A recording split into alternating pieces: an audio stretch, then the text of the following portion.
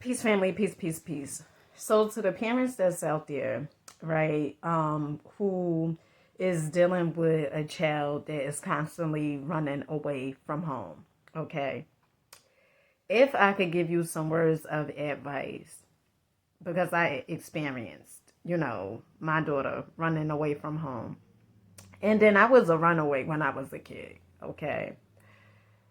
One of the things as parents, sometimes we have to take a look at what it is that we are doing. No, we're not responsible for them running away because it's a choice that they make, okay? But what made me do this video is I was just watching a content creator who said that, she tried her best not to be, I guess, like her mother or people who may have raised her. She tries her best not to be that type of parent. If you are focusing so much on what not to be, it'll take you out of your goals of what you should be. Okay. We all have to remember and get this. Okay. Energy grows where energy goes. So if you like, I never want to be like my mother. My mother did X, Y, and Z, and you could name all the way down to the nitty gritty of everything your mama did. In some cases, you may be similar like your mama. Okay? Like in some cases, I was just like the adults who raised me. And I love my family. And I'm so grateful for the way that they did raise me in some cases, okay? But what you have to understand is this. If you give your attention to things that you say, well, my parents, they did this and they did that, and you could define everything that they have done, honey. You could name everything they've done down to DMT, honey, right? That means you are, one, similar to your parents. If you're like, oh, I don't like when they did X, Y, and Z, I don't like, and you just keep giving all that energy. Two, you may have to check yourself, okay? Now, and again, this is not saying, oh, yeah, you are responsible for why your child ran away or whatever it is like that. In life, what I realized, okay, speaking from a runaway perspective, when I was a kid and I would run away, I felt like the rules was too strict. I felt like, it was like a bunch of control. And I also felt because of the lifestyle that I had came from, right? Because when I was about 5 years old, my aunt, she had got custody of me from my father. Well, actually, I went into a group home, well, foster home, then a group home, and then my aunt had got custody of me. And I would run away because I felt like it wasn't nothing I can do, right? Everything was pretty much restricted.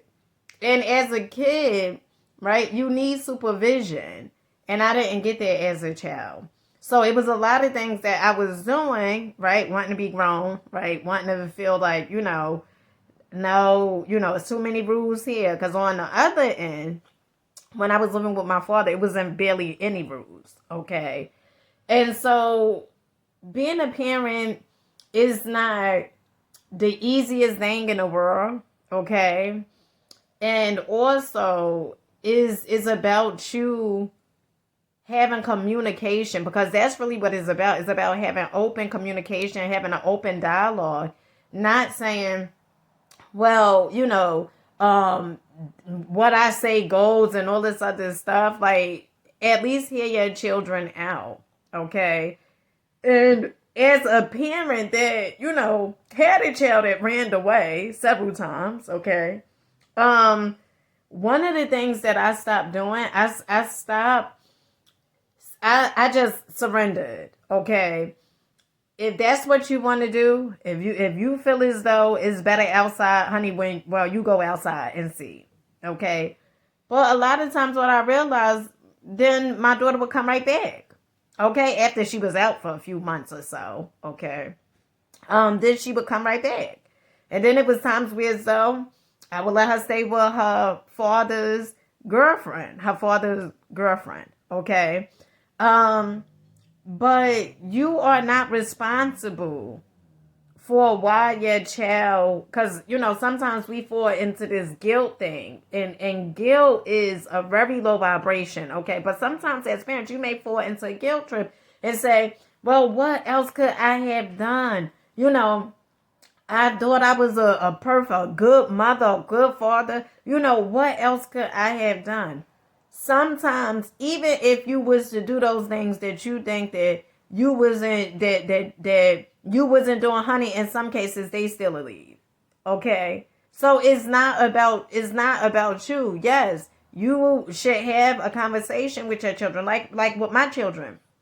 My oldest children. When I first heard this, I said, I don't know about that shit. Okay, because it was something different. It was something unfamiliar. It was something that I didn't grow up hearing. And I never forgot. Lisa Nichols, okay, transformational speaker, transformational coach. And it was another young lady from off Instagram, Anaja.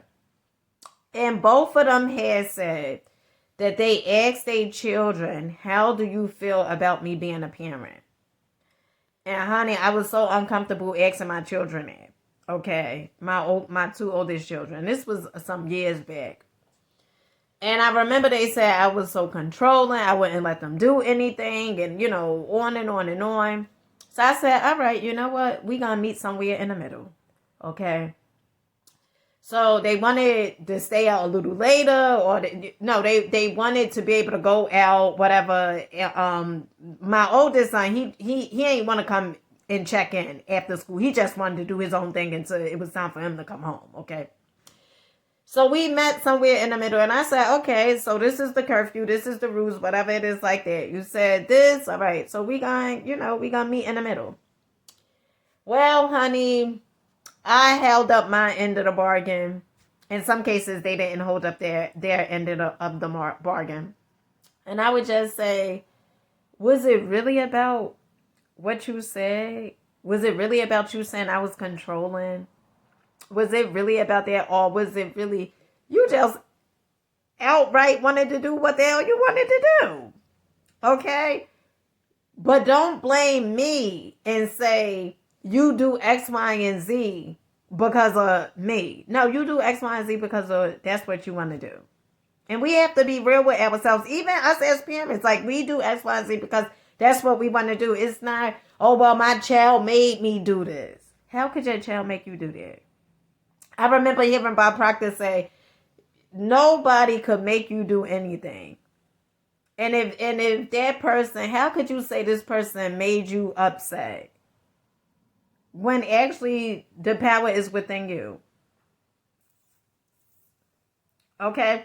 And if I could recommend 2 books, you guys always know I'm down for the get down when it comes to books, okay? These were 2 of the books that I had recommended. I mean, that I had, because every part of my journey, when I was going through stuff, honey, I would get books. Because I knew the answer was out there. Honey, I tell you guys all the time, I am a solution type of gal. Okay? I like finding a damn solution to the imaginary problem.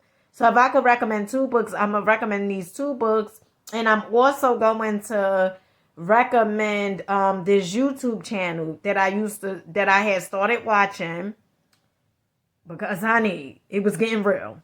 Okay, so I'm gonna show you guys these 2 books in the YouTube channel. 1 second. Okay, so this is one of the books. Okay, your Defiant Teen. Okay. And this is the second book, Dr. Spock's Baby and Child Care. Okay, this is more so of a really, really thick book. But it has a lot of stuff in here. A whole lot of stuff, like your children making friends, vaccinations. It has so much information in here. Okay, so I hope this helps you guys. To the person that's out there, honey, let me tell you something. You are going to get through this. Okay, you are going to get through this. All right. Another recommendation I would highly, I would like to recommend is this. This is another recommendation. Okay. I remember one day I was listening to Abraham Hicks, I believe. And one of the things she talked about was don't give that thing energy, right? It was a video on YouTube that I was listening to from Abraham Hicks, right? And I remember this one particular time. It was the courthouse, okay, the courthouse like where I live. I had contacted them pertaining to my daughter and everything like that, right? And so they was like pretty much, they can't, take the child or put her in a program or whatever it is like that. Pretty much, it's pretty much up to the child. Okay, if she want to go to a program or whatever it is like that. And I remember feeling so frustrated. And it was so the courthouse where I live, they pretty much was like, oh well, we have this, outpatient program, like therapy sessions, group sessions, and is activities, for the children, for your team. And one of the things, it was like, every Wednesdays, I believe, like the parents would meet and things of that nature. And I remember it was a part of me that was like, oh, well, this would be good. Me talking to other parents that, may have teens that, running away and all this other stuff. But I decided not to go to that meeting.